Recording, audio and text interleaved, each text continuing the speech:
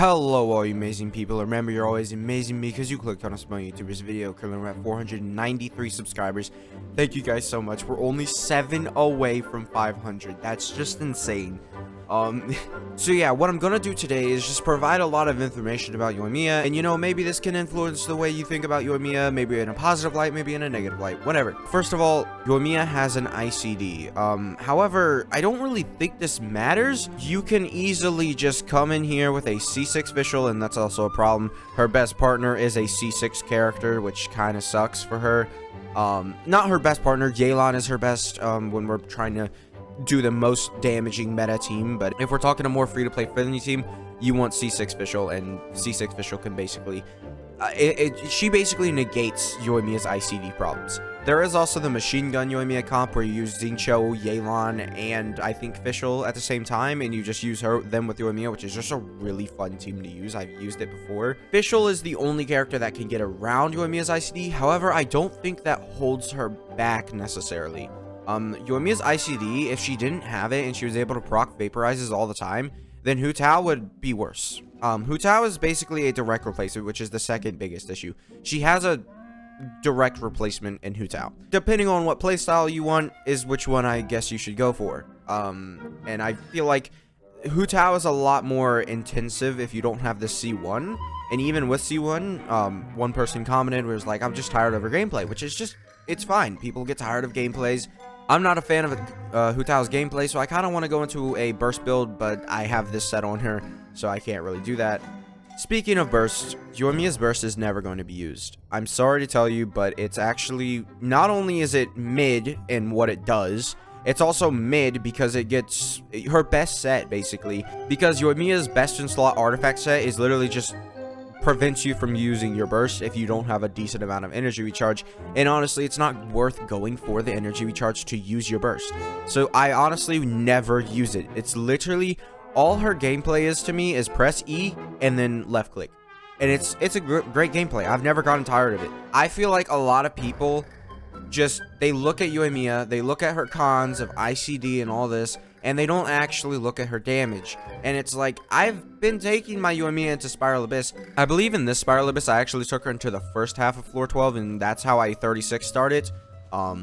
Because I wasn't really caring about time on the first two chambers. I was only caring about time on the last chamber, because that's the only one I couldn't do.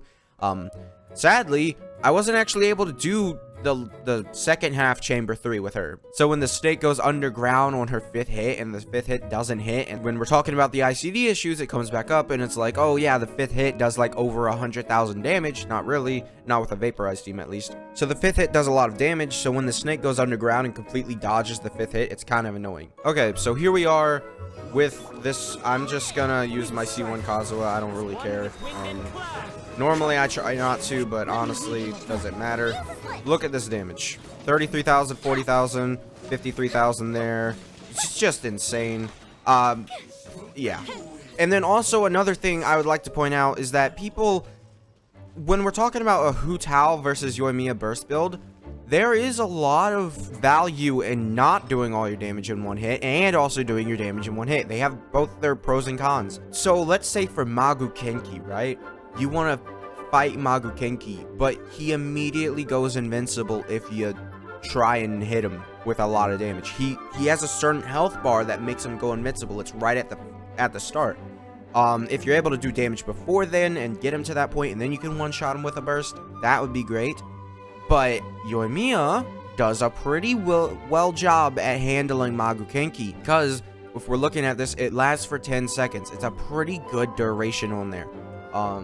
It's not like the highest, obviously. I think like Zhao is like 18 seconds on his, so yeah, no, his cooldown is 18, duration is 15. Yeah, so honestly, Yoimiya, I'm biased. I just have thought from day one she's not that bad, not as bad as everyone else says, and I have a direct comparison of Hu Tao. Now I will say, my Hu Tao with a lower crit rate does definitely push me away. Now I will say with my Hu Tao at a lower crit rate, I definitely do push her away a lot because I can't rely on her to do a lot of damage, especially when I'm trying to do like her charge shots, which are like just, you know, it's all in one go. So let's say if you don't have a high crit rate on this all in one go burst build for Hu Tao, hey, if you don't crit, then it's over. That's it. Now, just for purposes, I'm going to showcase my builds. We have 978 elemental mastery on Kazuha. You can look at his stats. It's not really that much. His weapon is the Iron Sting. You got the artifacts of Iridescent. They're not that bad. I want to get over to 1,000 elemental mastery, but you know, and we do have a C2, but I don't have him C2. I will C2 him literally after this video. We have a C0 Bennett with level 10 talent, Aquila Favonia, and he's basically maxed out, level 90. Maximum C0 Bennett you can have. Hopefully I get that C1 so I can get the extra attack buff. Now, I want to say that, yeah, Hu Tao is going to do more damage. Hu Tao will do more damage. However, Yoimiya's damage is pretty good. Considering that wasn't even her best team comp and she was hitting like 50,000 there.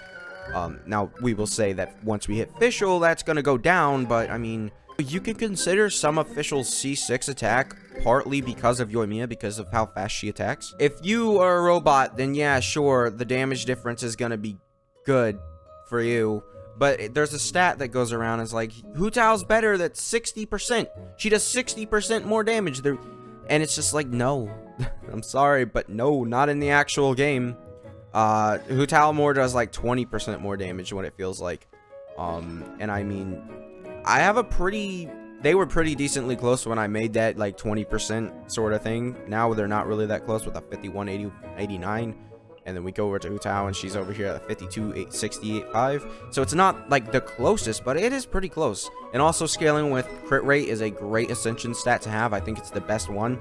It just makes characters a lot more easier to use. And honestly, the extra 20-40% crit damage that a character gets like Hu Tao, it doesn't really, it doesn't make up for it. Let's just say that.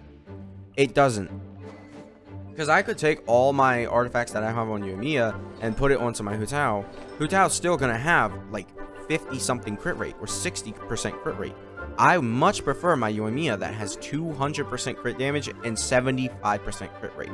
It definitely helps out a lot more than the crit damage. And that's just one final thing I wanted to say here. So yeah, that's going to be it for this video, because I want people to be informed about the downside of Yoimiya and how she basically is just a worse version of Hu Tao. However, if you don't like Hu Tao's playstyle, then you have a worse version of Hu Tao that is pretty fun to play, you know? I would definitely say do her test run, because obviously you have to know the playstyle for yourself. You can't see it from a YouTube video. So do the test run if you really do care about her playstyle. Yeah, I hope you guys enjoyed this video. Make sure to subscribe. Only 7 more and we're at 500. Thank you guys so much, and bye.